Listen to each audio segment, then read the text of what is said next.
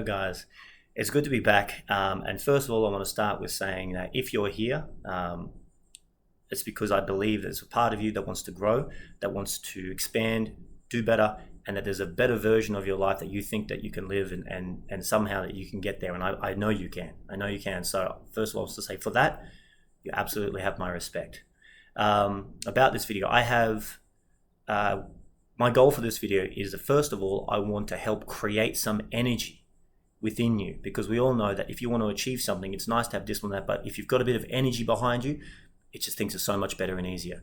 And the second thing I want to do is leave you with a few ideas for you to think about or meditate on that I hope can bring some value to your life.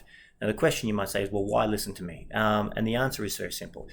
There was a time in my life that I was homeless. I was sleeping in a public toilet after hours.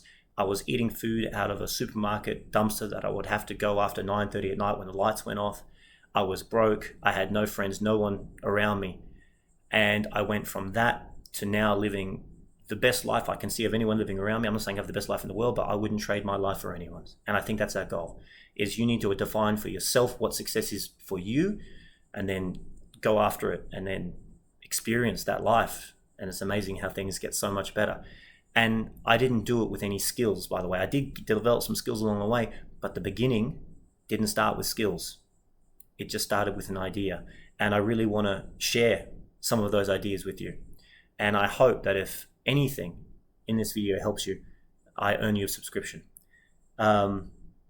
So what does it mean? The title of this video is The Carrot or the Stick. So really what that means is, the idea you've got like a donkey or a mule and you want it to move, you dangle a carrot in front of it, which is a reward or something exciting. And then you have a stick to hit it behind, which is pain or fear of the stick as well. So you've got these two energies. And I think, why does it have to be one? Why can't you have carrot and stick? Why can't you have something compelling and exciting in front of you and also something that you don't want to experience behind you? One pulling you and one pushing you. I think use them together in tandem. Why not? So I want to talk about that. So let's start with the carrot. Again, the reward, the excitement. So how did I go from the idea of being, or how did I use that to go from my position? So again, going from homeless and on the brink of suicide, literally I was one moment away from it. How did I go from that and over the years build my life? It didn't happen instantly. It did happen over a while, but it was an idea that I want to share. How? Well, like I said, there's no skills, but there's an idea. And the idea was, first I had to create a powerful vision inside me. It had to really compel me. It couldn't just be something that I was kind of excited about, or something, maybe it was another vision. Sometimes people have visions of like what they don't want. That's about as useful as going shopping with a list of things you don't want to buy. You've got to have something. It's not just a vision, but it's something that you look at and it excites you. Now, when you start this journey, you don't need to have the whole vision completed and every step done before you take a step. I like something Zig Ziglar once said, go as far as you can see, because when you get there, you'll always be able to see further. So how do you create that vision? Well, again, this is not something that you probably don't already know, but I believe this: if you're not excited for a vision you have in your life, because we've all got visions, like I said, either things we want or things we don't want. But if you're not excited for a vision of something in your life you want, it's probably because it's not your vision. It's someone else's vision.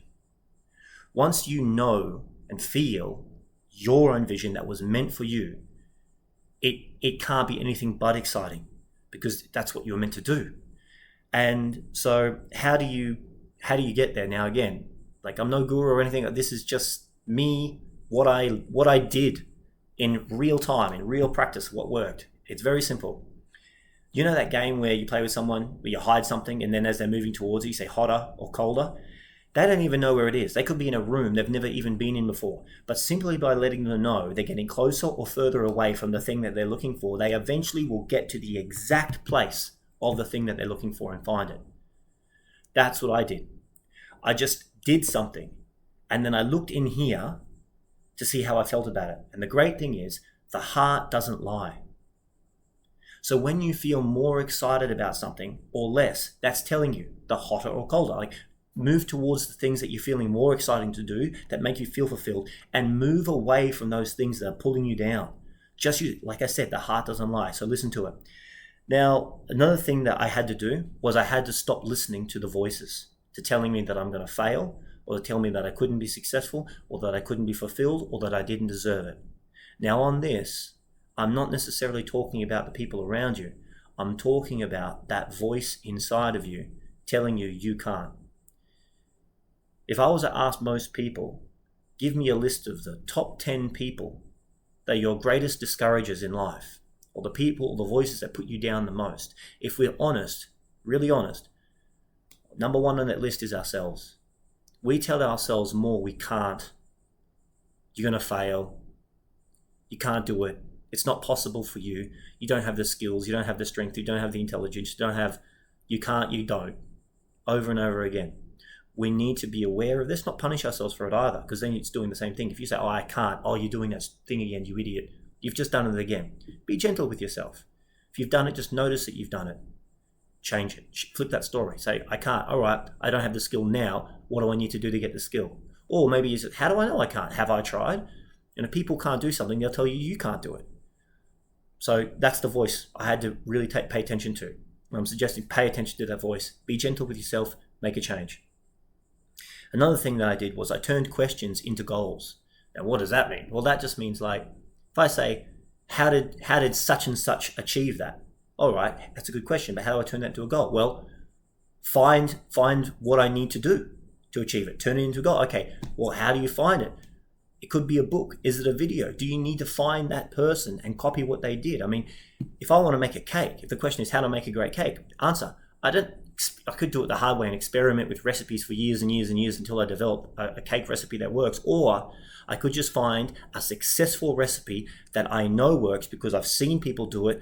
Someone's told me this is exactly what they've done. They've made the cake I want to make. Copy their recipe. Guarantee if I do it exactly like they did, I will get the same cake. That's a way to turn a question into an answer. How do I? Right. Turn it into an answer. Turn it into a goal. Now, moving on. The stick, pain. So this is where I want to create some energy. So now we just moved away from that thing that moving you towards. I want to create something to get you away from. So I want to create some energy with you to help you hopefully move your ass. So the first step to this, and again, I'm not saying this is right. I'm just saying this is what I did and it worked for me.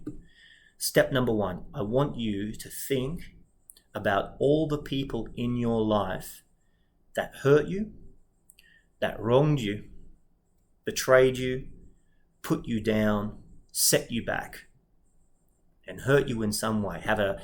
They also may have a bad opinion of you. You can't do this, or you're a bad person, or you won't amount to much, or you won't achieve anything worthwhile. You know the kind of story I'm talking about, right? I want you to think about those people. There could be a long list of them. Think about it and feel them. Feel how that feels when you know that they're out there and they've done these things.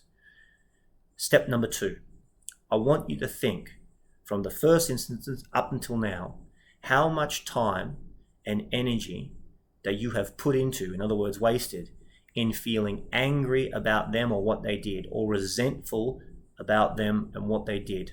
Time that could have been put into other things, far more constructive. Now, I know because I'm an expert on this, by the way. Like I said, I'm a guru. I'm just an idiot making a lot of mistakes. And I'm hoping that if you can make less mistakes than I did. Now, think about the time, the energy you wasted on all that negativity that has brought nothing into your life positive. Now, step number three. I want you to think about how happy those people are that you wasted all that time and energy on negative emotions instead of working on your goals. You have validated them and their opinion of you by not taking action, by being angry, by being resentful. It's a horrible feeling, but it is a motivating one to know that they're happy that you've been doing that. So what do you need to do? You need to make a change. And when do you need to start? You need to start today. I like something that Frank Sinatra once said. He said, the best revenge is massive success. And my success is far more humble than his, but I have found that to be true. Success is the best revenge. So why start today? Well, one question that I would like to ask you, that I needed to ask myself is, have you lived the last 5 years? Or did you live 1 year 5 times over and over again? Just to be back at the end of that year, there's pretty much the same place you were at the beginning, and repeat it 5 times. How long are you going to let this go on for? How much time is going to be wasted? And remember, every day that you waste not moving towards your goals, you are validating the people who have hurt you, wronged you, and have bad opinions of you. Stop validating them. Don't put any more energy into that and negative thoughts. You're going to start taking action on this. Because I came to realize that life's been punching you in the face, beating you down, constantly hitting you for years. The question I have to ask you is, when are you going to start punching back? When are you going to start fighting instead of feeling sorry? When are you going to become a warrior instead of a victim? Start today.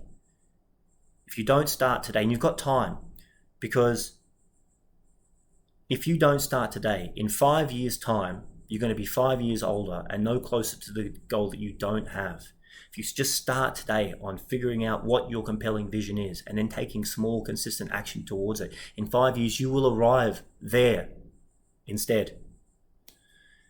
Now, why am I saying start today? It is a very good question. Say start today. Because you say, well, I could do it tomorrow, I'll do it next week, I'll do it next month.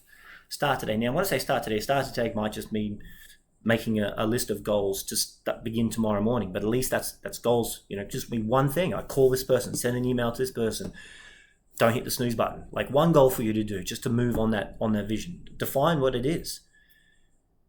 But why start today? Well, I remember another story I heard once. It was about a ghost story, and the idea is this: that the ideal circumstance for someone who passes on is to have their loved ones, their family or friends around them, praying with them when they pass over.